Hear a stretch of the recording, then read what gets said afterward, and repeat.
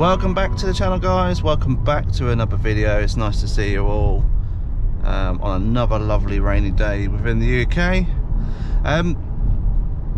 You join me in a POV position in the 525D today. So it occurred to me the other day that I actually left a video where I replaced the rear trailing arm on me saying I was going to go for a test drive. So I thought, why not? Let's go for a test drive, and I'll film it, and at the same time sort of talk about why should you choose a 6-cylinder BMW diesel over a 4-cylinder, and let's do a video on that, and I'll drive both and sort of give you my thoughts on, you know, why should you drive which one and for what reasons, you know, pros and cons to which one you should choose. So yeah, so first off, I have quite a nice comparison here because I of course own a 520D, a 4-cylinder. I also own an M Sport and an SE and a 6-cylinder 525, which we're in now. So it's quite a cool comparison. Now I appreciate this video is not going to be really about which one should you get 6-cylinder wise, because the truth of the matter is, if you're going to buy one, buy a 530. In my opinion, the 535 is a nice car, but you're just giving yourself some more complications with the extra turbo, just more maintenance. As much as they are bulletproof, the 530 is a sweet spot. And you know, why is that? Well, simply put, the fuel economy in this is no better than the fuel economy in the 530. So yeah, just simply put, I think even the insurance isn't actually any different either. So yeah, I would choose that one. But yeah, so what is it like to own a 6-cylinder diesel over a 4-cylinder? And you know, what are my sort of first impressions, thoughts on the matter? Well, the first thing you notice is in this car, turning it on, and just how smooth and quiet it is. Also pulling away, just how muscular the engine is. The extra 2 cylinders really do make a difference in terms of how the car feels. Also, you know, right now, for instance, I'm gonna really back off. You know, I'm only doing, well, 25 miles an hour now in 4th gear, and I'm now putting my foot on the accelerator. Obviously the engine's bogging down and it's now starting to pick up, but there is no diesel rattle at all in terms of being transmitted through the cabin. So it feels genuinely really smooth and progressive. I'll jump into the LCI 2 litre in a bit, but yeah, that's the main differences. In terms of handling, now forget about the SE versus M Sport, because I've had an M Sport with a 6-cylinder in as well, and I would say that they still handle brilliantly, both of them, but the 520 is a bit more nimble, just because that front end has got less weight over the front axle, which then gives you sort of a perfect sort of agile feeling big car, I guess. But by all means, there's no real sort of downfall to having the heavier engine up front, unless you were on a track, I guess, maybe. But in terms of in real driving performance and feel, there's nothing really in it. Even more so why you should always, if you can, pick a 6-cylinder. I know this video sounds like I've already made up my mind, but yeah, I mean, this is just to show you guys. So MPG, another thing, another big sort of thing in the BMW world. In terms of cruising, you know, they are still quite different. I recently went on a trip in the 520 and got about 50, whereas this is more like 40. Currently averaging about 42 in the 520, and as you can see down here, 31.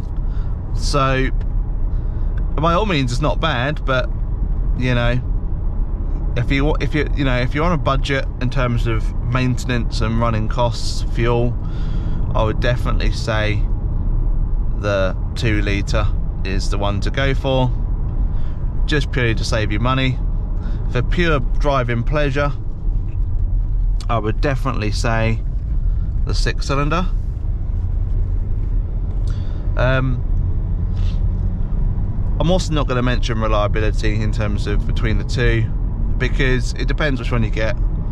The M for Mike, mother, 57 engine was the only one used in the BMW diesel range in the E60 for the 6-cylinder versions.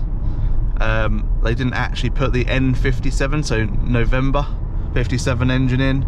It was only in this E90, etc. So in terms of reliability on that engine, M57 bulletproof, you know. A few issues with things like turbos and things. There's a million other videos online about that. You know, if you want me to sort of point in the right direction, I'm not gonna bother going through that because it's been done 1,000 times. So yeah, so in terms of 2 litre, obviously, you know, need I say more? N47, timing chain, etc, etc. I personally don't think they're as bad as people make them out to be, personally. I've had multiple N47 units now, I've got friends with them in, and they've never had an issue. I've done a timing chain on one that was rattling, and you know what, I totally think that is true, what they say. You know, if you're gonna run these on a shoestring and put oil in them every 2 years or 20,000 miles, or you know, or just genuinely treat them bad, you're gonna have issues. I put oil in mine every 5,000, which some would say is excessive in terms of oil replacement, but to me it's absolutely fine. In terms of maintenance, as I say, there's no difference across the board in terms of oil, apart from the fact it uses a bit more in terms of the sump's bigger. But yeah, I've had an M47 as well, so the 2 litre one, 163 horsepower.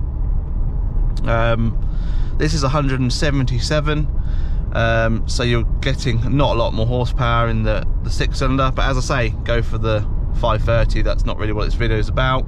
It's more about, you know, how the engine feels like the 6-cylinder. The torque, that's the thing.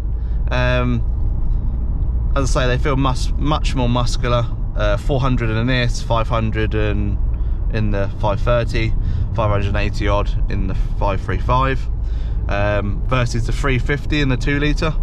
So, you know, even in this one, which is probably the most hated out of all of them, you know, it still gives you, you know, quite a bit of torque, and will quite happily sort of shift along on the motorway in top gear. The other thing is to note is on the N47, which we'll see in a bit, if I was to put it into 6th gear now at 40 miles an hour in the 2 litre, it does not like that at all. Same with 30 miles an hour. You can't put it into 4th. It just, the engine just will you know, bog down, rattle away, and you'd have to change down. Whereas in this, I'm now in 6th gear at 1000 RPM, you know, and I'm barely doing 35. And okay, I've got you know, no boost, because you know, we're out of the sort of the rev band, so to speak, but it's absolutely fine doing that, and it will happily plod along, and it's still silky smooth. So moving on to SE versus M Sport. I may as well mention that while we're here. I mean, simply put, SEs are way more comfortable. You can improve the M Sports by putting sort of non-run flat tyres on standard tyres on them. This is currently running standard tyres because it has the spare wheel in the boot. And yeah, still handles pretty well, but the actual sort of ride is so much more compliant. It's just glides over bumps way better than the M Sport, which I'll show you guys in a minute. But yeah, definitely, I think if you want a sort of forget about the engine, I think if you definitely want a more comfortable sort of ride to cruise up and down the motorway on, don't even bother with the M Sport. You know, some would argue that why bother getting an M car if you're that bothered by performance, you know, or if you like the looks of M Sport, fair enough. But yeah, I would definitely say SE is the way to go if you want to cruise about. For me, I actually do prefer the SE. Of course, obviously the looks aren't for everyone in terms of they don't look as good, but yeah, just to sit in there, sit in the car, it's just way more comfortable. Now I can do a video on pre-facelift versus LCI. In terms of interiors, you know, I don't personally like this era of steering wheel on a BMW SE. Same with the E90s, I just think they look quite ugly, like a bus wheel. But you know, it's not a bad place to be. And yeah, I think you'll be happy with an M Sport or SE. This is quite a basic spec one, so it's only got cloth seats, but that doesn't really bother me. This was a project car, so it is what it is. But yeah, apart from that, really, you know, that's what I think of the 6-cylinder ones. If you want the smoothness, if you want the sort of the more power, obviously in a 530. If you want sort of, I suppose, a higher running cost but can afford it, then go for this. In terms of pros for the 520, well, let's jump in and find out. I'd like to note also that you can see now I've had my tracking done and it's absolutely straight as a die now. Just goes to show how important it is actually, because before, like especially today on a wet surface, you know, really every like manhole cover, like the one we just gone over, the whole back end would almost feel like it slides out, whereas now it just runs straight and true. Obviously, you know, still on the cambers, you know, on the camber of the road it's affected, but that's no different to, you know, any other car with, you know, wheel alignment done or not. But yeah, much better, because you will know, guys, if you've got issues with your wheel alignment, because you'll feel it over bumps. The whole car will look like snake from the rear end. But yeah, that's enough of that. Anyway, let's jump in the LCI and do the same run, and hopefully I can catch on camera the differences in how smooth it is, and I'll just give you a nice sort of little pull here.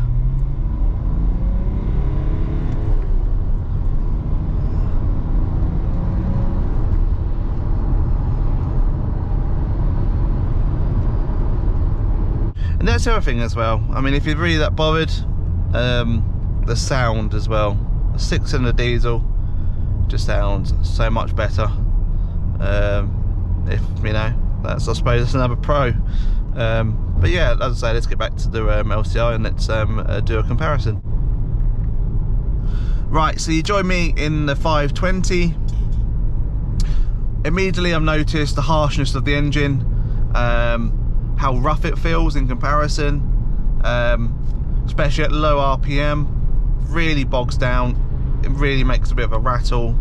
Not as in terms of engine rattle, but as in the whole chassis rattle, just because you're getting all them vibrations that you don't get in the smoother 6-cylinder engine, and you can feel that straight away. Also the gearing as well is a bit different on the 4-cylinder one. I don't actually know the exact ratios, but they do feel slightly taller, which I think just doesn't really suit this engine, with the manual gearbox attached. The manual gearbox is not necessarily a bad choice. I actually had a 530 with a manual gearbox, and I loved it, but you know, an automatic is quite nice in this engine.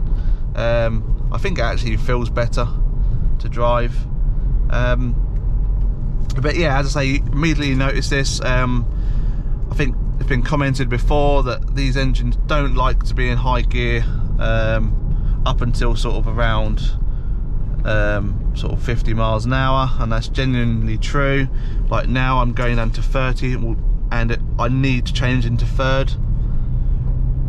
I'll demonstrate now, just over 30, into fourth, and it's okay, but you can feel the vibrations in the chassis. And like now, for instance, in fifth at less than 40, it doesn't feel happy. I don't know if you noticed earlier on, but I was cruising at 1000 RPM in the 6-cylinder one, and it was still smooth, you know, didn't rattle at all, no vibrations, whereas this at 1.5 is where it starts to get smoother. So it's just a refinement really. Obviously this is the N47 engine, so you are getting the sort of more modern engine. As you can see, I'm doing 44.8 miles to the gallon, which is 15 more than the 6-cylinder engine, which if you're into, you know, if you're into saving money, then that's obviously a massive plus point.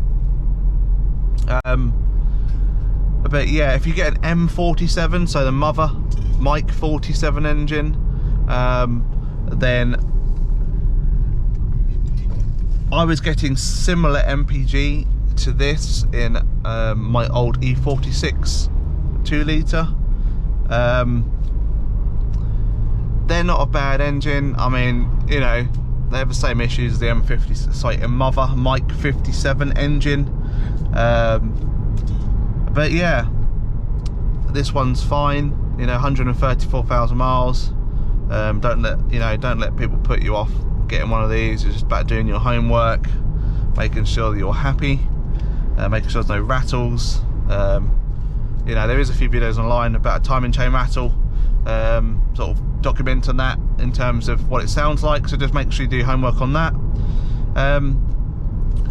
But yeah, in terms of handling, obviously this is an M Sport one. It's way more sort of you know, harsh. Run flat tyres as well, Continentals on the 525, Bridgestone run flats on this. You know, it's way more harsh. To drive, it's a way, you know, it's a lot more fun. It's a lot more, I suppose, what you want from a sportier BMW. But you know, in terms of cruising, it's definitely not as comfortable. A lot more crashy. Steering, I mean, M Sport steering was way nicer. If you guys want to see me retrofit one to the 525, let me know. I probably won't actually put the M Sport badge onto that steering wheel. I might retrofit the SE sort of silver trim and bottom part onto it, just because I don't really like adding M Sport bits onto a non-M Sport car. I just think it looks a bit tacky, but that's my personal opinion. You know, but yeah, definitely a much nicer place to be inside an M Sport car.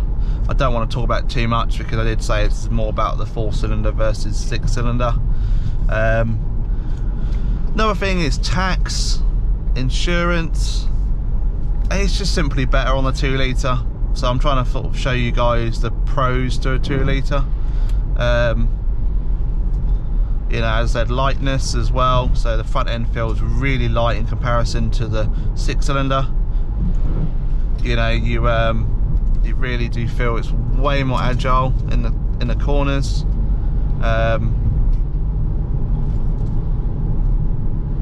You know, I think at the end of the day it boils down to money.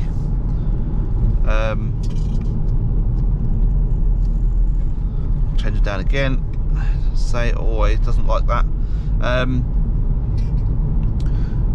So yeah, I would say really it depends on your budget, and also depends if you find a really nice 520 versus a sort of a bit of a shed of a 530. And I probably would pick the 520, to be honest, just because these are money pits if you get the wrong one.